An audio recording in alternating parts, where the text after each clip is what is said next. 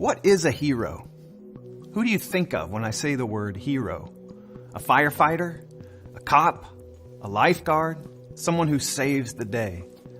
But what about those people who keep the day from needing saving? You know, the person who came up with smarter building codes that reduced the number of fires, or the high school coach whose mentorship kept teenagers out of trouble with the law, or whoever invented orange arm floaties. These are all upstream heroes. They're people who keep problems from happening, but they rarely get any glory. In fact, their work can often be invisible. There was a guy named Darshak Sanghavi who worked in the federal government in healthcare, and his job was to look for prevention programs that deserved funding from Medicare or Medicaid.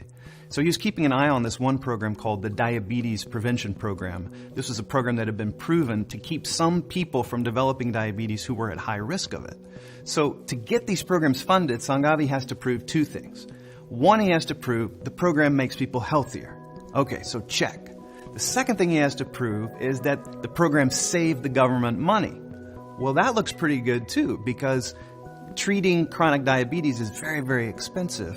And so if you can keep people from developing that, you're going to save a bundle.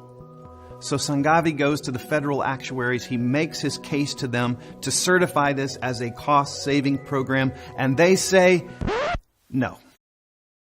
We can't certify as a cost-saving program. And the reason why is this program extends people's life.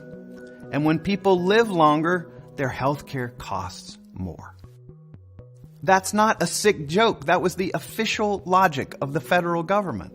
And by that logic, the notion that extending someone's life should count against the program, no doubt some of the highest scoring programs in history were chain smoking and unplugging traffic signals and organic skydiving.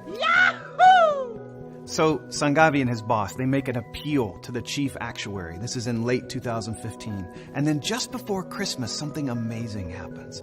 A memo gets delivered to the chief actuary. It's from one of his own people, somebody on the cusp of retirement.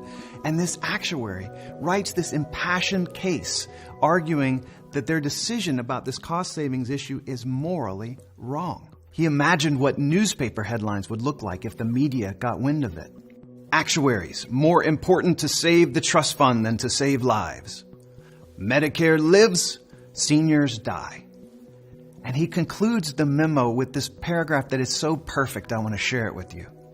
The first rule of medicine, first do no harm, binds not just doctors, but all who serve in the health field, including actuaries. Perhaps especially actuaries, since a bad doctor can only harm a few people, but a bad actuary can harm millions. Calculators are appropriate for determining how much doctors and hospitals should be paid. Calculators are not appropriate for determining how long people should be allowed to live. Justice prevailed. The chief actuary reversed the decision, and now extending people's lives can no longer count against prevention programs in computing their cost savings. The diabetes prevention program was funded.